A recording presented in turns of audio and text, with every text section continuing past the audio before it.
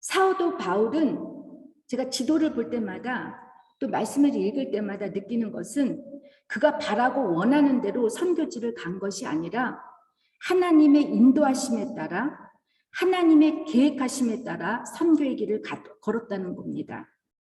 때문에 오늘은 본문 말씀을 구체적으로 나누기 전에 바울의 선교 여정에 비추어 하나님의 인도하심에 대해서 여러분과 나눠보고자 합니다. 무엇보다도 제가 저희 교회 창립 6주년 기념을 설교 준비를 하면서 바울의 선교 여정과 오버랩되는 장면들이 있었습니다. 그때 시간상 제가 우리 바젤 한인선교교회가 어떻게 설립이 되었는지를 여러분께 나누지 못했는데, 오늘 제가 이 바울의 선교 여정을 비추어 보면서 우리 한인선교교회, 우리 바젤 한인선교교회를 하나님께서 어떻게 인도하셨는지 그 신뢰를 들어가면서 간증 삼아 제가 말씀을 전하고자 합니다. 하나님의 인도하심이란 한마디로 하나님의 자녀인 우리들의 삶 속에서 하나님의 뜻, 하나님의 바람과 계획대로 우리를 이끌어 주시는 하나님의 전적인 동행함을 의미합니다. 하나님이 그렇다면 어떻게 우리를 인도하시는지에 대해서는 크게 4가지 방법이 있습니다. 이를 보통 4D라고 하는데, 첫 번째는 더 크리에이저, 독일말로 데크레트라고 하는데 하나님의 작정하심 혹은 법령이라는 뜻으로 쓰이는데 법적 용어죠. 그죠? 결정된 것에 따르는 법령과 같은 것입니다. 다시 말하면 하나님께서는 이미 당신의 뜻이, 당신의 목적이 우리 각 사람들에게 다 작정되어 있어서 이 사람들을 인도하시어 하나님의 뜻을 펼치신다는 것입니다. 우리의 뜻과 의지와는 전혀 상관이 없습니다. 오직 하나님 당신의 주권에 따라서 인도하신다는 거예요. 어떻게 보면 예정론처럼 들릴 것입니다. 예를 들면 하나님께서는 이방인들을 구원하기 위해 이미 이에 합당한 바울이 필요했던 것입니다. 외국의 문화와 전통을 이해할 수 있고 그 외국의 언어를 무터슈프라케가 뭐죠? 모국어처럼 사용할 수 있는 유대인이었던 거예요. 거기에다가 로마 시민권을 갖고 있었고, 또 로마 시민권만 갖고 있었습니까? 유대인의 전통인 율법과 구약 성경을 꿰차고 있는 이 바울을 하나님께서는 이미 예정하고 계셨다는 거예요. 담에석 사건으로 예수님을 인격적으로 만나기 전까지는 그는 그리스도인들을 박해하고 핍박하고 쫓아다녔습니다. 이와 같은 그의 성격, 그의 열정을 하나님께서는 그리스도인들을 박해하는 데 사용하지 않고 복음을 위한 사람으로서 이 방향 전환을 시키셨던 것입니다. 또 바울과 실라가 빌립보에서 복음을 전하다 감옥에 갇히게 된 사건들이나 데살로니가에서 유대인들의 핍박 때문에 30일밖에 머물지 못하고 야반 도주를 해야 하는 것도, 그리고 데살로니가에서부터 바울을 쫓아다니는 그 열성 유대인들 때문에 베레아에서 오래 머물지 못하고 아테네로 도망을 가야 했던 것도 결국은 복음이 예루살렘과 온 유대와 사마리아와 땅끝까지 이르러 네 증인이 되리라고 하신 주님의 말씀대로, 그래서 바울이 마게도니아 땅을 떠나 이제 그리스 아테네에서 로마로 건너가서 복음이 전 유럽을 그리고 오늘날 우리들까지 이렇게 복음을 전할 수 있도록 하나님께서 이미 계획하시고 인도해 주셨다는 것입니다. 바울과 실라가 원하고 바라고 의도한 선교 여행은 아니었습니다. 하나님께서 열정 유대인들의 악함까지도 하나님의 복음을 위해서 사용하셨습니다. 그래서 하나님이 악하다는 것이 아닙니다. 인간은 악하지만 이 인간의 악함까지도 하나님께서는 당신의 나라를 위해서 선하게 쓰신다는 것입니다. 그들로 인해 바울과 실라가 감옥에 갇히게 됨으로 해서 빌립보 감옥의 간수와 그의 전 가족이 구원을 받을 수 있게 하셨죠. 아마도 바울과 실라가 한 곳에 머물러 이곳이 좋사오니 하고 머물렀다면 복음이 전 유럽과 더 나아가서 세계 곳곳에 전파되지 못했을 것입니다. 하나님의 인도하심이 놀라운 것은 바울이 선교를 하려고 걸었던 그 길들을 이미 그리스의 알렉산더 대왕과 그의 아들 필립 2세가 전 세계를 확장하기 위해서 만들어 놓았던 길이었던 거예요. 그 길이 에그나티아라고 그러죠. 피아 에그나티아라고 하는데, 그래서 그런 말이 나왔잖아요. All roads lead to Rome이라는, 모든 길은 로마로라는 말이 여기서 나왔던 거예요. 그 길을 바울이 선교 여행을 위해서 사용했다는 거예요. 이렇게 보면 예수께서 우리에게 오직 성령이 너에게 임하시면 너희가 권능을 받고 예루살렘과 온 유대와 사마리아 땅끝까지 이르러 네 증인이 되리라고 명령하신 말씀대로 하나님께서는 복음을 전파하기 위해서 이미 다 플랜을 짜 놓으셨다라는 것입니다. 이 하나님의 마스터 플랜 안에 여러분이나 제가 복음을 전해야 할 사람들이라는 것이 믿습니까? 믿습니까? 아, 나 같은 사람이 뭐 이렇게 하시는 분이 있는데 전혀 오해입니다. 여러분께서는 저희 바젤 한인선교회 저와 함께 공동체를 우리 생활하면서 왜 나를 이곳에 부르셨는지, 나는 정말 복음을 위해서 어떤 사람으로 사용하실지를 항상 여러분께서 물어보셨으면 합니다. 하나님께서 분명히 여러분에게 대답해 주실 줄 믿습니다. 믿습니까? 아무리 우리가 보잘고 작고 또 그렇다고 하지만 여러분과 저는 푸즐의 그 한 조각입니다. 그 조각이 심지어 보이지 않을지라도 조각 하나가 없으면 푸즐 전체가 완성이 될 수가 없습니다. 하나님께서는 여러분과 저를 복음의 사용자로 사용하시기 위해서 이미 마스터 플랜 안에, 그분의 마스터 플랜 안에 여러분과 저가 들어가 있다는 것입니다. 믿으시기 바랍니다. 설령 지금 내가 하나님께 부르심을 받은 내가 왜 내 계획대로, 내 바람대로, 내 의지대로 되는 것이 하나도 없느냐고 좌절하고 의심할 수 있지만, 하나님께서는 여러분을 하나님의 당신의 복음을 위해서 가장 좋은 방법으로 인도해 주시고 있음을 잊지 마시기를 주님의 이름으로 부탁드립니다. 제가 처음 사역했던 곳은 퍼스트 카스토프 노이트하트라는 곳인데, 이 도시에, 이 세 도시에 소속된 교우들이 다 합해서 한 2,900명 정도 되었습니다. 제가 살았던 퍼스트라는 곳에는 다 합해서 800명이 사는 작은 마을이었습니다. 그러니까 목회자로서 제가 그곳에 산다라는 것은 개인적으로 참 어려웠어요. 하나님께서 그곳에서 저에게 목회자로서 훈련을 시켰는데, 제가 여러분에게 말씀드렸죠. 제가 43살에 신학 공부를 다시 했다고 했잖아요. 그러니까 얼마나 늦었습니까? 48살에 제가 47살인가 8살에 제가 7살 제가 목회를 시작했는데, 이때 제가 거기서 목회자로서 받아야 훈련은 다 받았습니다. 그곳에서 제가 학교 수업을 더 많이 했었고, 또 거기에 지역 간사로서 일을 하게 하셔가지고 이 독일교회 전체 시스템을 알게 하셨습니다. 여러분, 퍼스트는 여러분이 아핀프 고속도로를 타고 하이델베르크 쪽으로 가게 되다 보면 거기에 고속도로 옆에 있는 도시인데 헐리우드 세트장처럼 예쁜 도시예요. 호수가 있고 집들이, 아주 예쁜 집들이 다 단독주택으로 있고 부자들이 되게 많이 살아요. 근데 그곳에는 여러분 산이 없어요. 거의 들판이에요.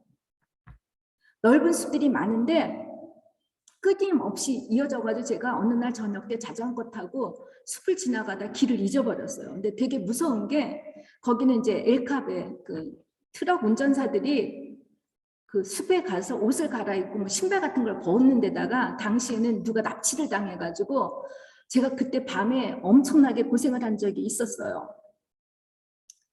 근데 저는 그때 그 당시에 제가 훈련을 정말 목회자로서 받는 훈련 중에서 첫째는 제가 사람들을 좋아하고 이야기하는 걸 좋아하는데 하나님께서 다 막으셨어요. 혼자서 이제 벌판을 갈 때 하늘을 보면, 벌판에 여러분이 혼자 하늘을 보면 하늘이 되게 가까워 보여요. 제가 손을 올려놓고 하나님께 기도를 했어요. 내가 어쩌다 이렇게 됐는지 이해가 안 된다고. 그리고 그때 저의 상태는 어땠냐면, 저는 하나님하고 이렇게 대화를 나눌 때 하나님께서 응답해 주시고, 그 응답에 그 오는 그 피드백 때문에 제가 그 기쁨으로 신앙생활 하는데 제가 참 기쁨을 얻고 힘을 얻는데, 그때 당시는 그 배가 그 정오 한가운데, 그 모토가 없는 정오 한가운데 있는 그 배가 정오 한가운데 있어서 가지도 못하고 오지도 못하고 그런 정체 상태에 있었던 느낌이 들었어요. 제가 여기서 도저히 못 견뎌가지고 제가 새벽 기도를 하기 시작했어요. 혼자서. 근데 지금도 잊어버리지 않는 게 뭐냐면, 혼자 새벽 기도를 하는데 제 마음속에 제가 사는 곳에서 교회까지 걸어가게 하셨어요. 그래서 걸어가는데 그때 11월이에요. 추운데 독일에는 11월 첫째 주가 죽은 사람들을 생각하는 예배를 드려요. 촛불을 다 켜는데 월요일날 제가 예배를 드리러 혼자 새벽 기도를 가는데, 그 강대상 위에 분명히 죽었던 사람들 20몇 명의 촛들이 다 켜 있던 그 자리가 있는데 약간 뭐가 이렇게 섬찟 올라오는 거예요. 무서운 거예요, 저도 모르게. 그래서 그 교회를 들어갔어요. 어느 정도로 제가 예민했냐면, 기도를 하는데 뭐가 움직이는 것 같아. 그냥 눈을 딱 떠봤더니 정말 거짓말 안 볼 때 이만한 거미가 지나가는 거예요. 그 정도로 제가 예민했던 상태에서 당시에 도저히 하나님의 응답이 없는 것 같고 일은 많고 지치고 그랬을 때, 제가 그때마다 하루에 한 장씩 성경을 읽으면서 묵상하고 썼습니다. 그게 저의 설교의 노트북이 된 거예요. 한 때 한 장씩 구약 성경부터 제가 마지막까지를 읽고 묵상하고 쓰고, 그래서 저의 집에 오면 제 노트북이 이만큼 있어요. 그 노트가 정리하는 게. 도저히 거기서 견딜 수가 없는 거예요. 특별히 감독, 까다로운 감독, 모든 목사님들이 별로 좋아하지 않는 그 감독 목사님이, 다행히 제가 독일어로 설교를 안 해서 다행인데, 그 감독 목사님이 저를 참 힘들게 했어요. 근데 저는 이제 3년 반이 되니까 제가 다른 교회를 이제 웬만하면 큰 도시에 가서 친구도 만나고 극장도 가고 내가 좋아하는 콘서트도 가고 이렇게 하려고 이제 제가 큰 교회를 가려고 이제 주정부에게 신청을 했어요. 근데 신청할 때 하이델베르게 교회에서 연락이 온 거예요. 제 동료가 경희 너랑 같이 일하고 싶으니까 하이델베르크 오라고. 하이델베르크 얼마나 좋아요. 응? 도시도 이쁘고 관광객도 많이 오고 한국 음식점도 있고 너무 좋아서 야 이거는 하나님의 뜻인가 보다. 그리고 제가 하이델베르크를 가려고 그랬어요. 그래서 주정부에게 제가 신청을 해서 인사과에 내가 하이델베르크 가겠다고 했더니 이 주정부 인사과 그 셰프가 아무 말도 안 해요. 그래서 그러더니 안 된다는 거예요. 근데 그 전에 저는 하이델베르크에 있는 목사님들을 다 만났어요. 근데 야 경희 우리 너랑 같이 일하고 싶으니까 와서 같이 일하자고. 그래서 제가 거기 집들도 보고 야 이런 집에서 내가 살면 괜찮겠다. 너무 좋았어요. 경치도 좋고. 그리고 났더니 주정부에 있는 그 셰프가 거기 있는 하이델베르크 감독이 없기 때문에, 영국에서 잠깐 유학하고 있기 때문에 될 수가 없다는 거예요. 말이 안 되잖아요. 그러더니 저한테 가라고 한 곳이 여기 있는 라인필덴으로 보낸 거예요. 미치는 거죠. 다른 도시는 안 보내고 이 중소도시 라인필덴을 보냈어요. 이 가장 그 독일의 끝쪽인 라인필덴에 저를 보낸 거예요. 제가 여기를 왜 왔는지 정말 이해가 할 수가 없었어요. 모든 목사님들이 프라이브까지만 와요. 여기 더 이상 오려고 하지 않아요. 근데 저를 라인필덴으로 보낸 거예요. 근데 라인필덴의 4교회 장로님들이 저랑 면접을 했는데 한 분만 기권을 하고 모든 22명이 찬성을 했어요. 아, 그래서 저는 실력이 좋고 내가 좋아서 여기를 나를 원하나 보다 했는데, 지금 보면은 아무도 안 오니까 저를 선택했는지 하는 그런 생각이 드는데, 그렇지는 않다라고 믿고 싶은데 그건 모르죠. 여러분, 저는 제가 의지했던 대로 여기를 온 게 전혀 아니에요. 이런 마음에 들면서 제가 어떤 생각이 들었냐면, 바울과 그 신라도 그렇고 왜 그들이 원하는 대로 이곳을 보내주지 않았는지, 그 선교하는 여행대로 보내주지 않았는지. 그리고 제가 이제 라인펠덴에서 목회를 하는데 뭐 아는 사람도 없고, 원래 저는 한국 사람들하고 전혀 컨택을 하지 않았기 때문에 한국 사람들도 없었어요. 제가 이곳에서 이제 또 공원을 하나 발견을 했어요. 제가 거기서 이제 기도를 하기 시작했는데 시편의 121편에 하나님 나의 도움이 어디서 올고 천지를 지으신 하나님이로다 하는 그런 시편의 그 배경과 비슷한 공원을 발견했어요. 그래서 제가 날마다 거기 저녁 때마다 사람들한테 얼굴이 알려졌으니까 이제 고개를 푹 숙이고 공원에 가서 그 뒤끝에 가서 제가 하나님 하늘을 보고 기도를 했어요. 하나님 왜 저를 이곳에 오겠는지. 집값은 또 보통 비싼 게 아니에요. 이쪽이. 거기다가 12월 초에 제가 온 지 3년 지났나? 12월 초에 우리 집주인이 나가라는 거예요. 저한테. 가장 일을 많이 할 때 나가라는 거예요. 이건 웬 무슨 또 사인인가. 내가 혼자 살고 외로우니까 수도원으로 가라고 하나 해서 커뮤니티를 알아봤어요. 그랬더니 경이 자리가 없대요. 우리 아들은 마마 자기가 올 때마다 어떻게 게스트룸에서 자냐고. 자기 한국 음식도 먹고 싶은데 그 커뮤니티는 아니라는 거예요. 그래서 내가 힘드니까 프라이브에서 왔다 갔다 왕복을 하라고 그런 거니까 그랬는데 제가 살고 있는 집도 괜찮은 집이었어요. 사실.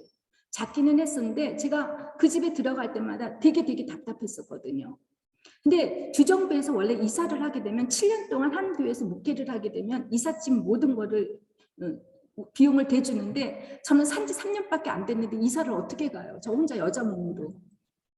그리고 있었을 때 저는 이제 집을 다 알아봤어요. 없대요, 집이. 이쪽에는 아예 집이 없고 있는 집은 제가 거의 렌트할 수 없는 아주 비싼 집들이었어요. 도대체 하나님의 뜻이 뭔지 몰랐는데 하나님께서 저한테 웃으시는 것 같은 느낌이 들었어요. 그래서 지금 나를 갖고 장난치시는 건가? 그랬는데 12월 22일 날 제가 24일 날 독일교회 예배를 인도해야 되는데 제가 도저히 못하겠는 거예요. 집이 없는 나한테 설교에서 하나님의 은혜는 이렇습니다라고 설교를 어떻게 하라는 거예요. 제가 우리 아들한테 엄마가 설교를 다 썼으니까 너가 읽기만 해라. 그럴 정도로 했는데 22일 날 연락이 온 거예요. 지금 살고 있는 집인데 저희 집에 오신 분들은 다 알겠지만 참 좋죠. 그죠? 제가 그 집에서 살면서 너무너무 감사한 일이 많았어요. 하나님이 어떻게 이렇게 심지어 제가 좋아하는 부엌 색깔까지 저는 회색깔 바탕의 부엌인데 여기는 다 부엌이 되어 있더라고요. 다른 곳에는 부엌이 없어서 제가 그 부엌 만드는다고 돈 투자도 엄청나게 했는데 저는 부엌을 되게 좋아해서 부엌에 돈 투자를 하거든요. 근데 부엌 색깔부터 시작해서 하나님은 완전히 세팅을 다 해놓으신 거예요. 그런 상태에서 저는 이제 제가 어떻게 해야 되나 그런 와중에 있는데 우리 교회 바젤 한인선교교회에서 연락이 왔어요.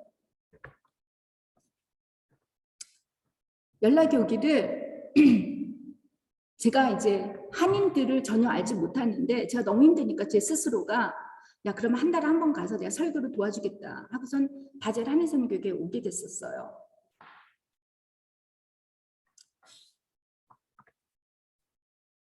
그리고선 저는 이제 바젤 한인선교교회에 와서 제가 오늘 왜 이런 얘기를 다 하냐면 여러분들의 교회 역사를 잊지 마셨으면 좋겠어요. 우리 교회가 어떻게 됐는지 정말 살아계신 하나님을 경험하기 위해서 저를 어떻게 인도하셨고 여러분을 어떻게 인도하셨는지를 알기 위해서 앞으로 여러분들이 저희 바젤 한인선교교회에서 어떤 사명을 갖고 일을 해야 될지를 여러분들에게 알리기 위해서 제가 오늘 간증을 하는 거니까 좀 지루하시더라도 좋으시더라도 귀만 열고 들어주셨으면 합니다.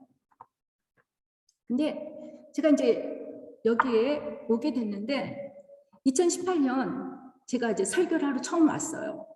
지하 그때 미션 21에서 그 작은 교회에서 예배를 드렸는데 사람들이 꽤 많더라고요. 밤 20시, 8시에 예배를 드리는데 사람들이 많이 와서 웬 이렇게 믿음이 좋은 사람들이 있나 했어요.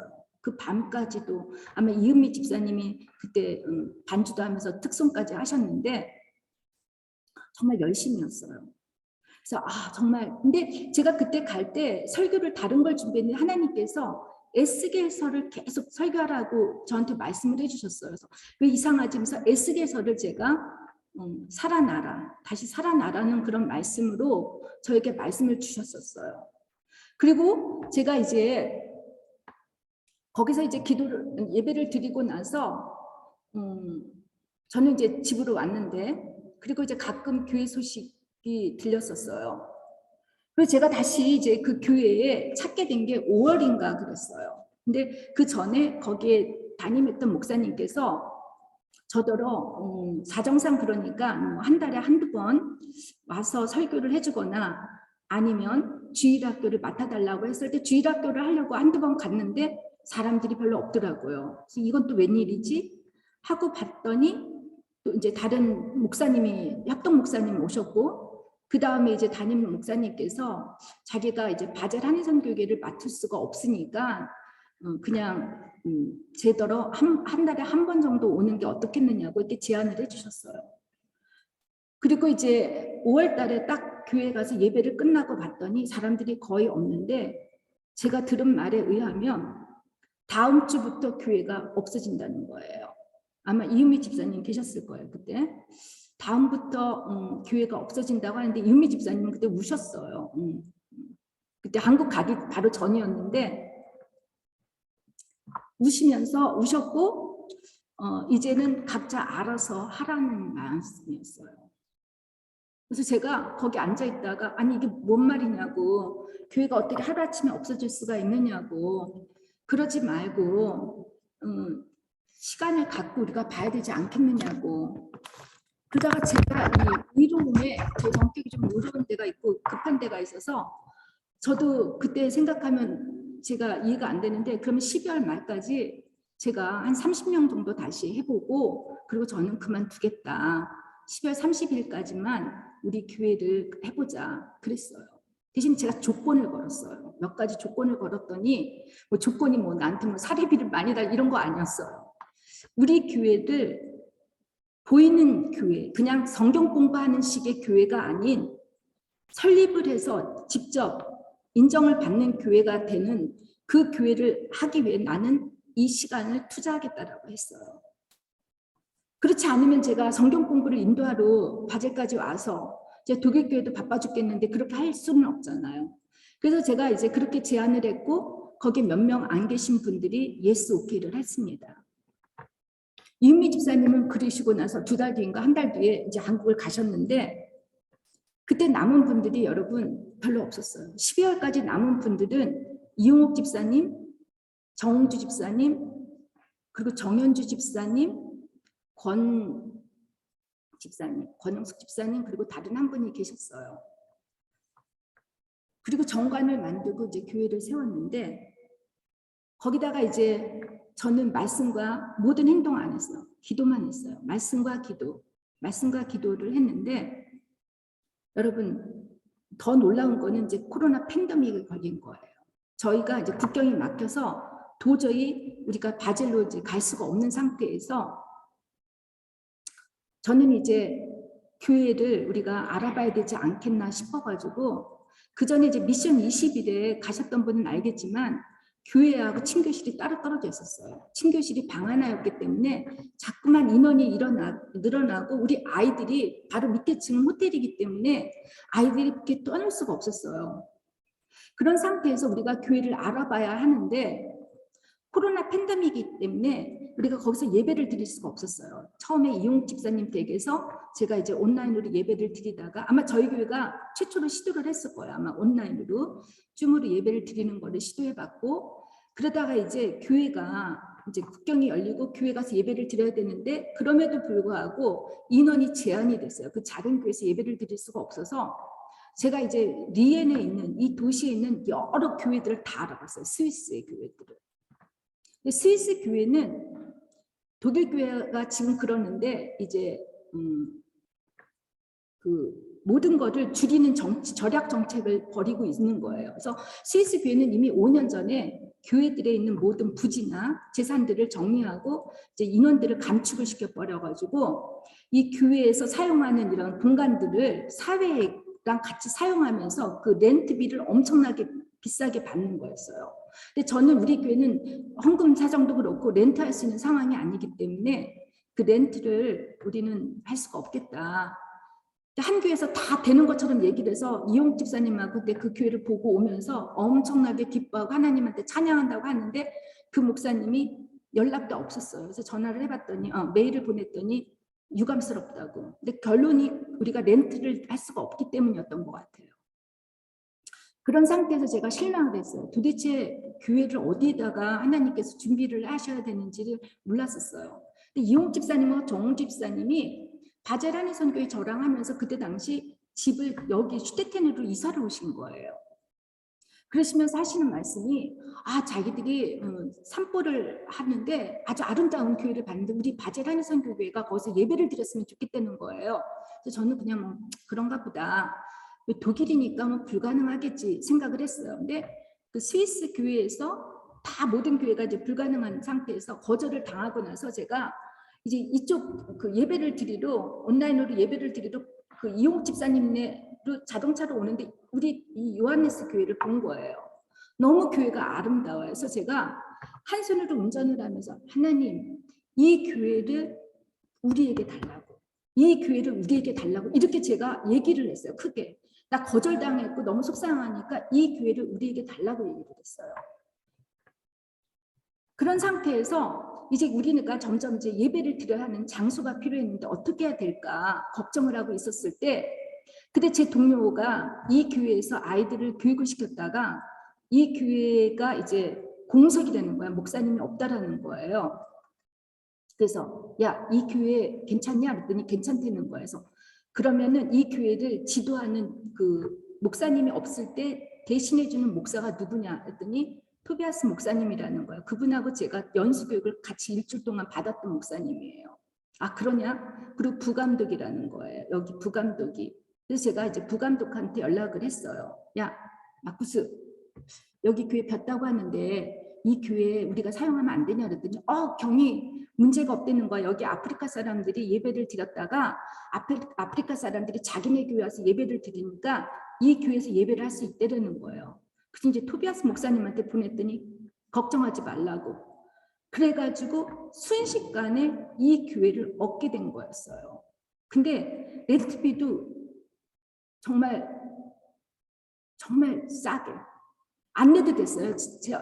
제가 이쪽에서 일을 하기 때문에 렌트비 내지 않아도 된다고 하는데 저는 그때 그랬어요. 우리가 렌트를 조금이라도 내주지 않으면 우리가 할 얘기가 없지 않냐. 무슨 말을 해도 우리가 렌트를 하겠다고 렌트비를 나겠다 해서 사실 200유로밖에 안 내요. 그런 상태에서 제한테 이제 개인적으로 우리 독일 교회에 문제가 생겼어요. 동료 목사님, 새로운 여자 목사님이 계셨는데 그분이 이제 너무너무 힘들겠어요. 저뿐만이 아니라 다른 목사님들을. 그 중에 있는 목사님께서 도저히 이 여자랑 일을 못하겠다고 그만두셨어요. 저희 교회를. 그 그만두신 목사님이 여기 담임 목사님으로 6월 22일 날 24일 날 저녁 때 취임 예배를 드리는 거예요. 근데 저는 설마 얘가 여기로 올까 생각을 했는데 어느 날 갑자기 저한테만 할 말이 있대요. 경이 내가 어디를 가는지 아니? 그래서 너 여기 오지? 그랬더니 맞대요.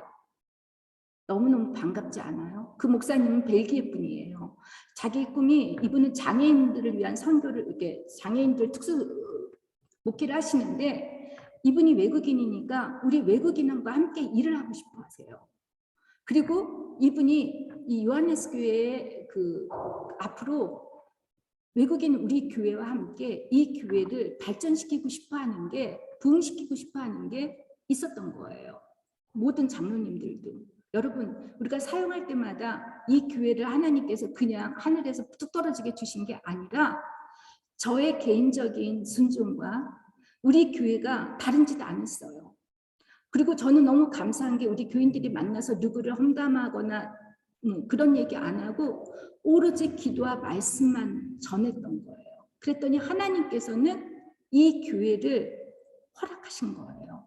그리고 제가 열쇠를 받는 날 여기 처음에 앉아가지고 기도를 하면서 하나님, 저를 이러시려고, 제가 눈물을 흘렸어요. 저를 이렇게 하시려고, 여기에 부르시려고 이 라인필딩에 내가 하이델베르 가고 싶었는데 그걸 막으시고 라인필딩까지 하나님께서 오게 하셨느냐고 제가 울면서 기도를 하면서 하나님, 정말 당신의 뜻을 나는 이해할 수가 없다고. 여러분, 놀랍지 않습니까? 하나님의 인도하심은 이미 하나님 플랜 안에 이게 다 있었다라는 거예요. 믿으십니까? 믿으십니까? 두 번째 인도하심은 하나님의 지시입니다. 디렉션이죠. 하나님께서는 우리가 무엇을 해야 할지, 무엇을 하지 말아야 할지 성경 말씀으로 구체적으로 가르치시고 명령해 주시고 지시해 줍니다. 로마서 2장 18절을 보면 율법의 교훈을 받아 하나님의 뜻을 알고 지극히 선한 것을 분간한다라고 말씀하셨습니다. 하나님께서는 말씀을 통해 당신의 인도하심을 지시합니다. 십계명은 물론이거니와 예수님의 산상수훈 말씀이 그렇습니다. 하지 말아야 할 것을 하려고 하고 해야 할 것을 하지 않으니까 하나님의 인도하심을 의심하는 것이고 죄를 짓는 것입니다. 성경 말씀으로 하나님의 인도하심을 분간하는 데에는 우리가 특별히 조심해야 할 것이 있습니다. 날마다 성경 말씀을 큐티를 하는 분들이 많아요. 저도 그래요. 그런데 마치 성경 말씀이 오늘의 운세처럼 알려주는 것처럼 사용하시는 분들이 있어요. 제가 예전에 이것을 예화로 들어서 어느 분이 성경을 딱 폈더니 뭐 죽어라, 목을 메고 죽어라, 또 의심을 했더니 열었더니 말씀대로 행하라, 이런 말씀이 이렇게 위험한 게 있어요.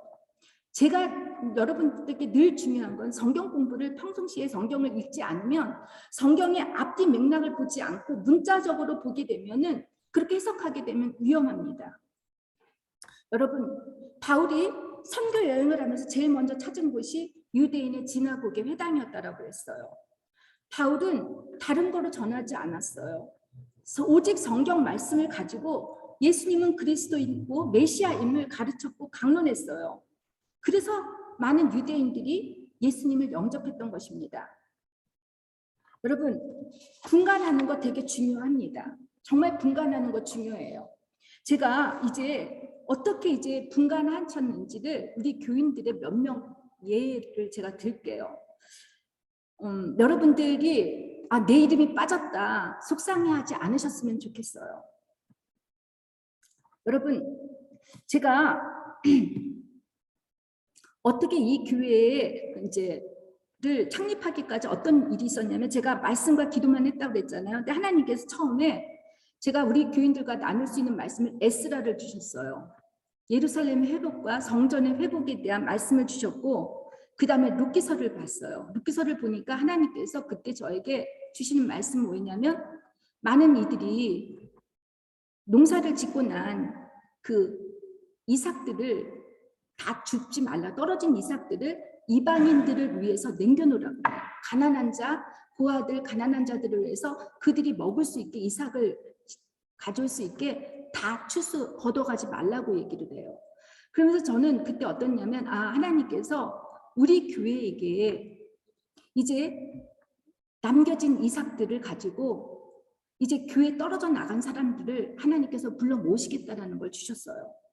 그리고 또 빌립보서를 제가 이제 강의를 했는데, 그 빌립보서를 강의를 하면서 어떤 마음이 들었냐면, 이 빌립보서를 정말 하나님께서 원하시는 거구나, 우리 교회를 빌립보 교회처럼 만들겠구나 하는 생각이 들었었어요. 근데 저는 이제 12월이 됐어요. 2019년 12월이 돼서 제가 약속했던 대로 이제 교회를 했기 때문에 저는 이제 그만두고 새로운 목회자를 구할 수 있었으면 하는 마음이 들었었어요. 그런데 상황이 제가 그만둘 수 있는 상황이 아니었었습니다. 2019년 1월에 제가 이 문제를 듣고 기도를 했는데, 하나님께서 빌립보서 1장 6절 말씀을 저에게 주셨어요. 선한 일을 여러분 가운데서 시작하신 분께서 그리스도 예수의 날까지 그 일을 완성하시라는 말씀을 저에게 주셨어요. 내가 이 바젤 한인선교교회를 하는 것이 하나님께서 나에게 이게 선한 일이고 이 일을 내가 완성해야 되겠구나 하는 걸 주셨어요. 사실 저는, 여러분은 어떠신지 모르지만 저희 부모님들은 재산을 다 팔아서 집도 팔고 땅을 팔아서 교회 건축을 하시고 희생하신 분들이에요. 저는 사실 그렇게 뭐 헌금을 최선을 다해서 하긴 했지만 우리 부모님처럼 하나님을 위해서 희생한 사람이 아니에요. 하나님한테 준 게 없어요, 별로. 근데 제가 왜 이 바젤 한인선교교회에 제가 뭐 헌금 강조도 안 하고 전도 강조도 이렇게 안 하는 이유 중에 하나가 뭐냐면 부담도 가요. 내가 양쪽 교회를 섬기는데 이 두 교회를 섬길 때 이 한인교회가 커지면 저한테 일이 되게 많아지지는 않을까 하는 두려움도 있었어요. 그걸 배제를 시키긴 했는데 저는 하나님께 바젤 한인선교회를 제가 섬길 때는 하나님 제가 드리는 선물이라고. 여러분 다 아실 거예요. 제가 사례비 사례비 제가 요구한 적이 거의 없어요. 여러분 다 아실 거예요. 왜냐하면 이거는 제가 하나님께 드리는 나의 선물이에요. 그리고 제가 원하는 게 뭐냐면 독일 교회는 앞으로 독일에 있는 아니면 외국에 있는 한인 교회는 한국에 있는 분들을 모셔다가 여기서 11조를 하면서 모든 헌금을 그분들에 드리면서 아이들 학비까지 모든 걸 다 할 수 있는 여건이 될 수가 있는 게 별로 없어요. 투명한 나라이기 때문에 투명하기 위해서는 여러분 우리가 그렇게 하기에는 우리 재정적으로도 그렇고 쉽지가 않아요. 그렇게 되면 목회자 중심이 되고 목회자가 너가 혼자 다 해야 하고 우리들은 약간 친교적인 어떤 사교적인 모임이 될 수가 있어요. 공동체가. 그런데 저는 제가 제 스스로가 하나님께 드리는 선물처럼 일을 할 때 여러분 모두가 나도 하나의 사역자라는 것을 감당한다라는 그런 마음으로 같이 원탁의 교회를 형성하고 싶었던 거예요. 그래서 저는 여러분도 알다시피 제가 목회자라서 그런 거 없어요. 전 부엌도 설거지 워낙 하는 걸 좋아해서 부엌도 들어가긴 하지만 저는 여러분이 저하고 여러분과 똑같은 눈높이에서 같이 사역하기를 저는 원합니다. 그런데 이것을 따라준 정현주 집사님께서는 원래 예전에 교회를 떠나셨다고 하시더라고요. 그러다가 우연하게 저희 교회에 제가 예배를 인도하는 때 오셨어요. 근데 그분이 처음에 저를 봤을 땐 임신 중이었다가 그때 이제 갓난 아이를 낳고 갓난 아이를 데리고 교회를 왔어요. 근데 그분께서 예배를 마치고 나서 자기도 모르는 새에 하나님한테 예스하기로 순종했다라고 말씀을 하셨더라고 해요. 그리고 나서 그 집사님은 비가 오나 눈이 오나 갓난 아이를 데리고 지우를 끼고 예배를 빠지지 않고 오신 거예요. 그런 상태에서 이제 제가 교회를 그만둘까 12월까지 그만둘까 하니까 이용욱 집사님이나 정웅주 집사님께서는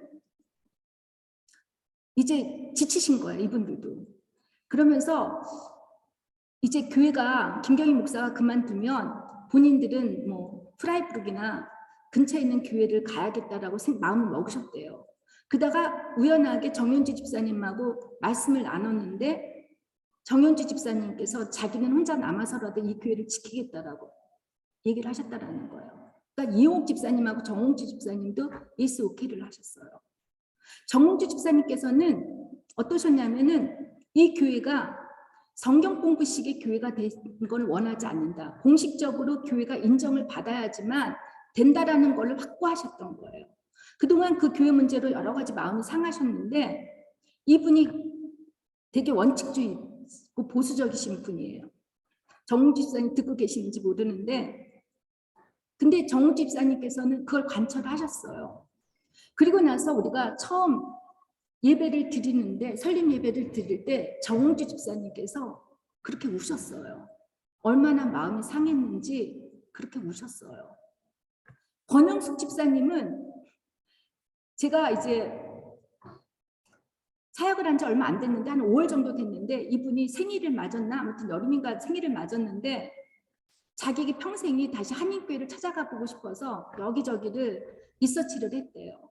그러다가 인터넷을 보니까 파리에 교회가 있고 제네바에 한인교회가 있더라는 거예요. 그래서 거기를 가야 하나 싶다가 우연하게 인터넷 검색을 하다가 집에서 가장 가까운 곳에 저희 바젤 한인선교회가 있구나 해가지고 생일 선물로 남편한테 우리 교회에 데려다 달라고 그랬대요. 그래서 오셨어요.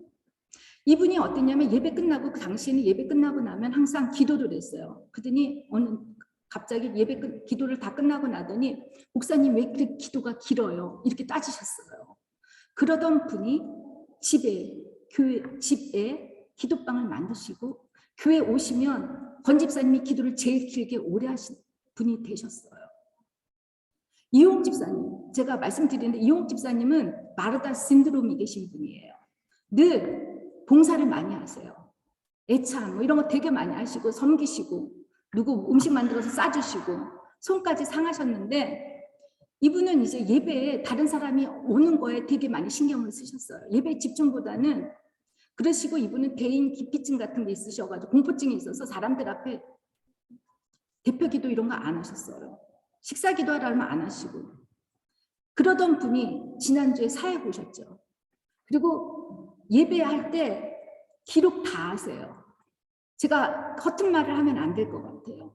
그렇게 변하실 정도로 교회를 사랑하시는 분이 되셨습니다. 저는 이 분들의 선택이 여러분 저는 옳았다라고 생각이 돼요. 그런 바탕의 희생과 봉사와 또 기도와 이것으로 선택을 했기 때문에 저희 교회가 이렇게 건강하게 세워질 수 있었다라고 저는 믿습니다. 믿습니까?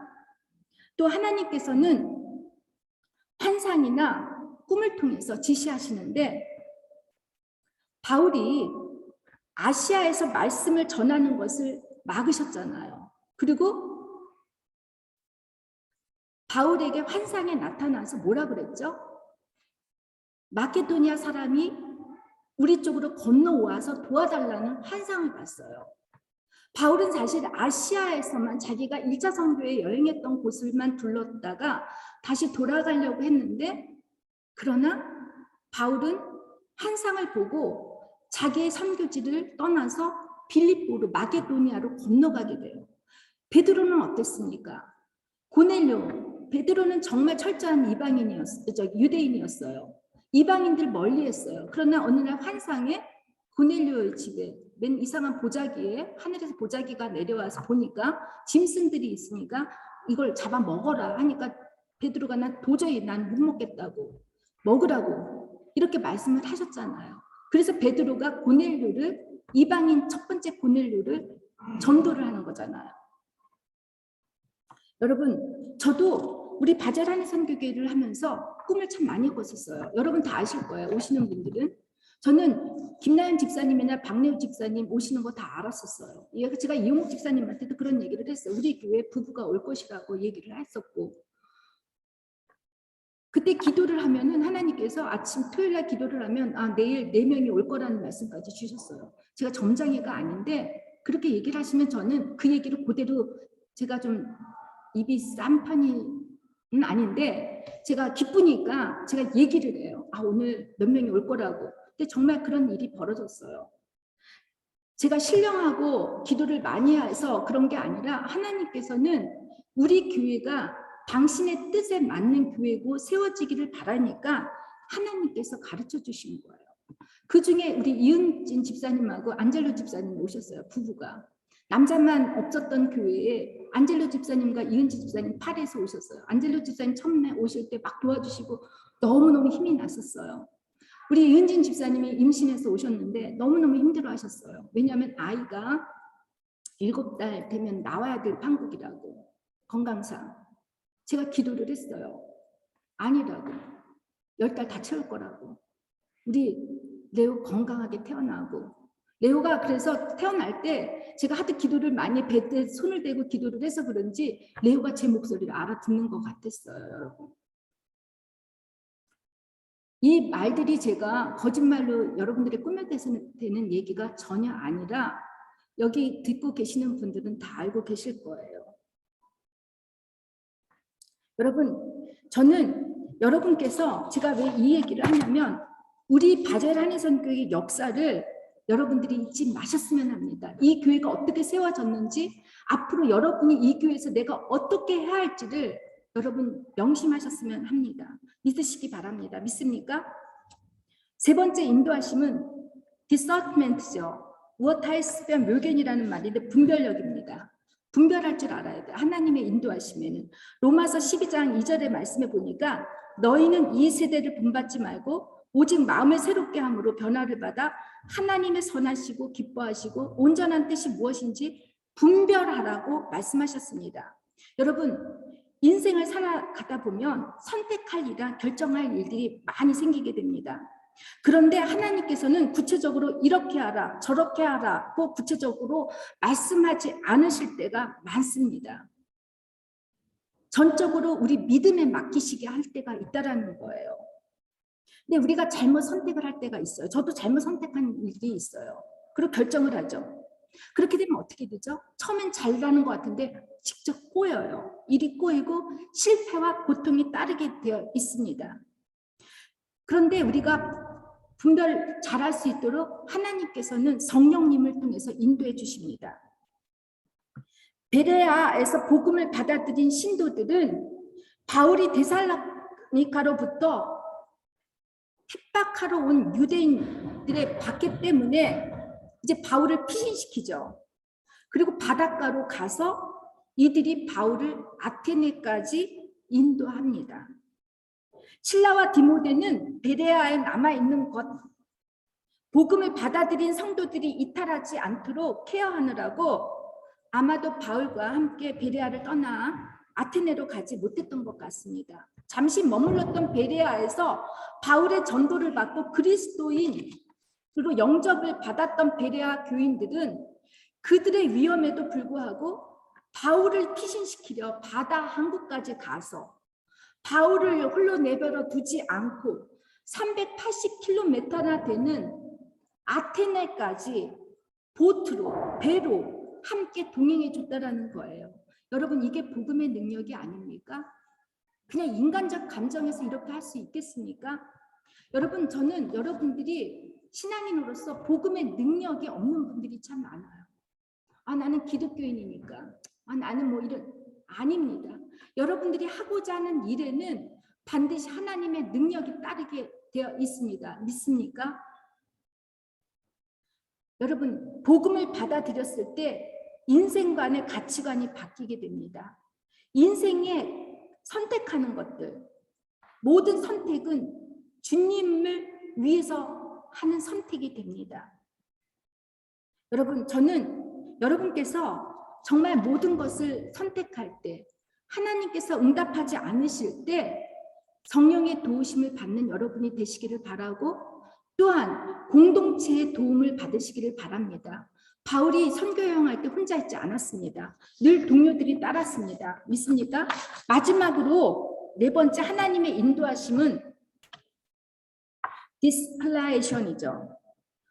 에어클레동 설명인데 하나님께서 직접 친히 말씀하시는 것입니다.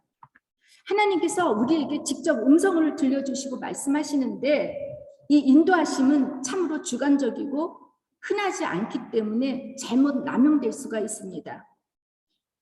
에티오피아 재무장관을 전도하기 위해서 사마리아에서 복음을 전하고 있었던 빌립에게 하나님께서 직접 예루살렘을 지나 가사로 가라고 이렇게 말씀해 주셨습니다.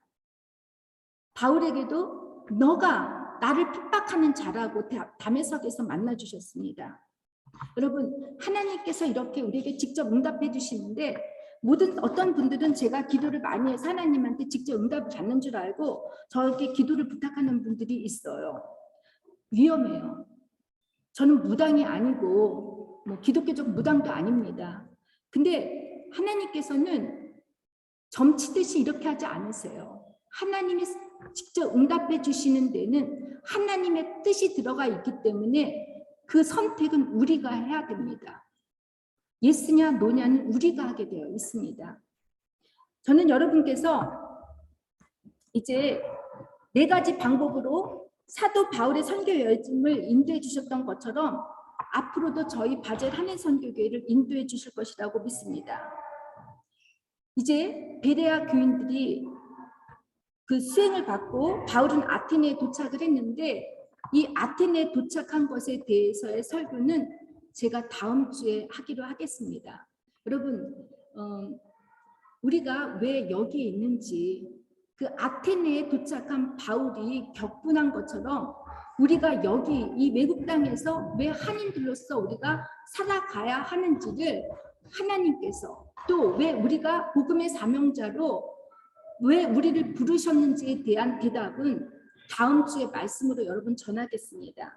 다 같이 우리 하나님의 인도하심 네 가지를 잊지 마시고 기억하시고 그 말씀의 인도하심에 여러분들이 힘 얻고 정말 신앙생활하는데 능력 받아주시기를 주님의 이름으로 축원합니다. 기도하겠습니다. 주님, 부족한 종의 입술을 통해서 저희 바젤 한인 선교교회를 주님께서 어떻게 인도해 주셨는지 우리도 오늘 나눴습니다. 하나님, 앞으로도 저희 교회뿐만이 아니라 저희들 각자의 삶 속에서 하나님이 가장 좋으신 마스터 플랜으로 저희들을 인도해 주실 줄 믿습니다. 주님, 우리가 흔들리지 않고 믿음을 잃지 않고 잘 살아갈 수 있도록 인도하시고 도와주시옵소서. 예수님의 이름으로 기도를 드립니다. 아멘. 이제 우리 다 같이